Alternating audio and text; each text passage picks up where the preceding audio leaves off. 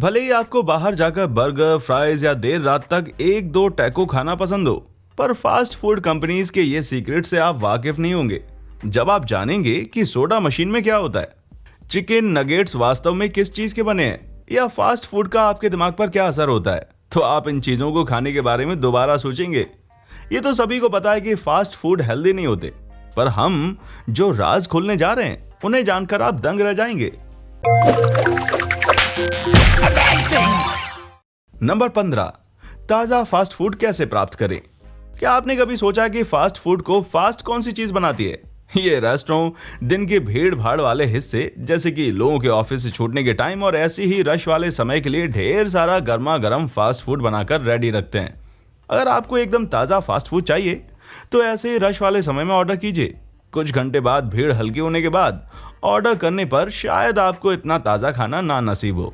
बहुत सी कंपनीज में एम्प्लॉयज को बासी खाना फेंकना है ये याद दिलाने के लिए एक टाइमर लगा होता है, पर एम्प्लॉयज अक्सर ऐसा करना भूल जाते हैं।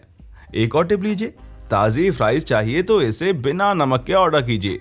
रेस्टोरेंट फ्राइज में नमक डाल के रखते हैं, जब आप बिना नमक की मांगेंगे तो उन्हें ताजी बनानी पड़ेगी। बाकी चीजों के लिए स्टाफ से पोलाइटली रिक्वेस्ट करके किस्मत पे आप छोड़ सकते हैं। नंबर 14, फ्रेंच फ्राइज में आलू, तेल और नमक के अलावा भी बहुत कुछ होता है। आपको फ्राइज खाना छोड़ ही देना चाहिए। क्या कहा? स्वादिष्ट तले हुए आलू खाना छोड़ दें? जी हाँ, मैकडॉनल्ड्स की फ्राइज बनाने की प्रक्रिया को करीब से देखने वाले माइथ बस्टर्स के ग्रांट इम्हारा की माने तो इसमें आलू समेत कुल 19 चीजें होती हैं। इस लिस्ट में फ्लेवर एनहेंसर्स से लेकर तेल का चिटचिटाना और आलू को काला होने से रोकने के लिए एंटी फोम एजेंट भी होते हैं। फ्राइज को आधा तल के फ्रीज कर दिया जाता है, जिसके बाद उन्हें रेस्टोरेंट में दोबारा तला जाता है। आसान शब्दों में कहा जाए तो मैकडी की फ्रेंच फ्राइज में आलू के अलावा 18 दूसरी चीजें भी होती हैं।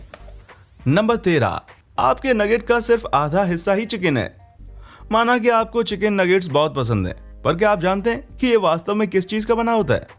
ज्यादातर लोग कहेंगे कि ब्रेड और चिकन, पर पता चलता है कि नगेट्स में ज्यादा से ज्यादा 50% मीट होता है। University of Mississippi medical centre के डॉक्टर रिचर्ड डिशाजो ने एक चिकन नगेट्स का अध्ययन किया।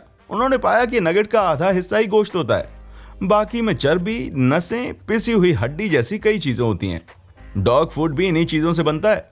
ब्रेडिंग और फ्राइंग के बाद ये और भी ज्यादा अनहेल्दी हो जाता है।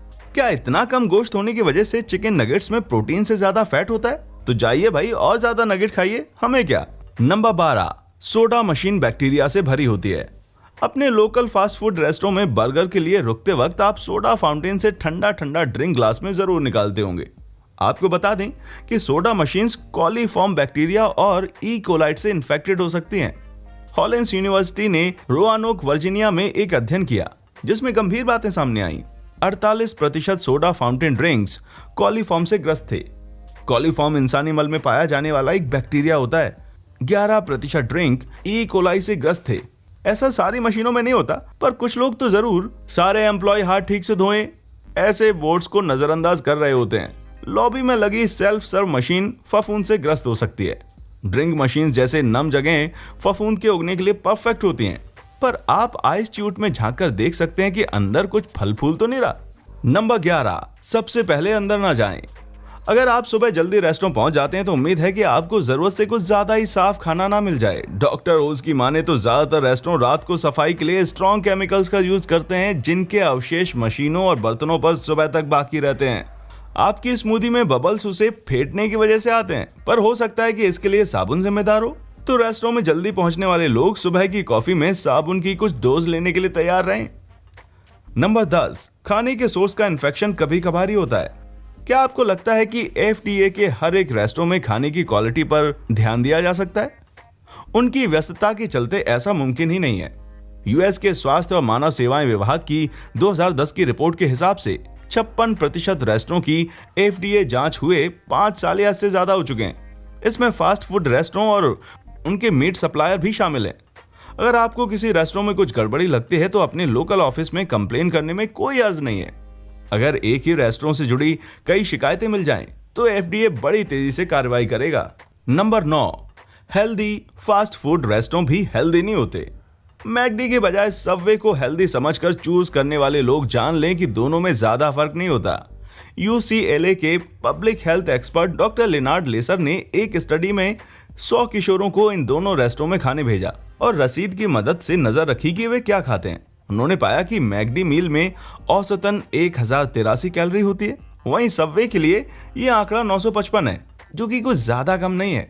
ध्यान दीजिएगा कि सबवे के फ्रेश फिट मेन्यू में 230 से 500 कैलोरी वाली सैंडविचेज होती हैं, पर लगता है इसे लोग जल्दी खरीदते नहीं हैं। एक आम सबवे सैंडविच 784 कैलोरी की होती है, जो कि मैकडी सैंडविच के 582 कैलोरी से कम है। पर सबवे के साइड आइटम्स में मैकडी के साइड आइटम्स के मुकाबले कम कैलोरीज थीं। जहां सबवे सैंडविच में सोडियम की मात्रा ज्यादा थी, तो वहीं मैकडी सैंडविच में चीनी की। कुल मिलाकर घर पे ही खाना सबसे अच्छा रहेगा मेरे भाई। नंबर 8, फिर भी सबवे जाना ही है तो कुछ पैसे बचा लीजिए। अगर फिर भी आपको सबवे ही जाना है तो वे लोग तो नहीं चाहेंगे कि आप ये जाने। अगली बार 6 इंच वाली 2 सब्स ऑर्डर करने के बजाय 1 फुट वाली एक ऑर्डर कीजिएगा, फिर उसे 2 हिस्सों में बांट लीजिएगा। क्रेजी कूपन लेडी कहती हैं कि भले ही दोनों सैंडविच में ब्रेड और मीट सेम हो, पर चीज और सॉस वगैरह डालकर दोनों हिस्सों को कस्टमाइज किया जा सकता है। भले ही फुट लॉन्ग 1 फुट की नहीं होती, पर फिर भी आपको कम पैसे में काफी ज्यादा सैंडविच मिल जाएगी। और खाते वक्त प्यास लगे तो पानी की बोतल के बजाय कप खरीदेगा। नंबर 7, फास्ट फूड मस्तिष्क की कॉग्निटिव क्षमताएं कम करता है। ठीक है, आपको पता है कि फास्ट फूड अनहेल्दी होते हैं, पर क्या आप जानते हैं कि ये आपकी कमर के साथ साथ आपके दिमाग पर भी बुरा असर डालते हैं? The journal of clinical observation में छपी एक स्टडी में पाया गया कि ज्यादा फैट वाले खाने से मस्तिष्क के हाइपोथैलेमस या गुस्सा, प्यास, नींद और मूड को कंट्रोल करने वाले हिस्से को नुकसान पहुंच सकता है। इससे आपको और भी ज्यादा खाने का मन होगा और आप मोटे हो जाएंगे।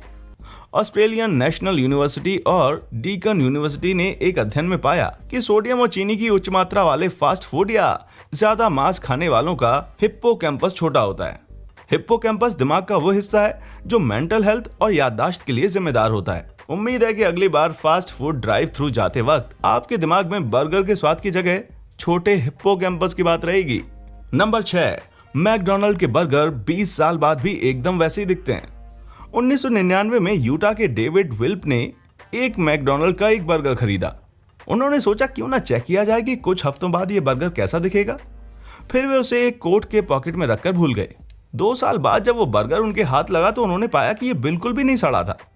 मैकडी के दूसरे बर्गर्स में भी यही बात देखी गई और लोगों का मानना है कि इसके पीछे प्रिजर्वेटिव्स की अधिक मात्रा है। पर मैकडॉनल्ड का कहना है कि कुकिंग के दौरान उनके बर्गर से सारी नमी निकल जाती है, जिसके चलते वे सड़ने के बजाय सूख जाते हैं। खैर जो भी हो भाई, हम तो आपको ताजा बर्गर ही खाने की सलाह देंगे। नंबर 5, आज का फास्ट फूड 30 साल पहले के मुकाबले आपके लिए ज्यादा नुकसानदेह है। बर्गर का लुक भले ही ना बदले, पर स्वास्थ्य पर होने वाले इनके बुरे असर में समय के साथ साथ बहुत इजाफा हुआ है। इट दिस नॉट दैट के ऑर्थर की माने तो 80 के दशक के मुकाबले आज के चीज बर्गर 75% और फ्रेंच फ्राइज 190% ज्यादा कैलोरीज होती हैं। वहीं पिज्जा में 70% ज्यादा कैलोरी होती है। इसका कुछ श्रेय चीजों के बड़े साइज और एक्स्ट्रा टॉपिंग वगैरह को भी जाता है। वैसे अपनी कमर के साइज को कंट्रोल करना हो तो सुपर साइज ऑप्शन से बचे रहिएगा, भले ही ये थोड़ा सस्ता क्यों ना पड़ता हो। एक्स्ट्रा बेकन, चीज और ड्रेसिंग्स मांगने की जगह अपने बर्गर में एक्स्ट्रा सब्जियां डालिएगा भाई। नंबर 4, चीनी की मात्रा बहुत ज्यादा होती है। यूएस में चीनी की डेली रिकमेंडेड खुराक मर्दों के लिए 9 टीस्पून और औरतों के लिए 6 स्पून है, पर मैकडी के एक स्ट्रॉबेरी शेक में 20 टीस्पून चीनी होती है।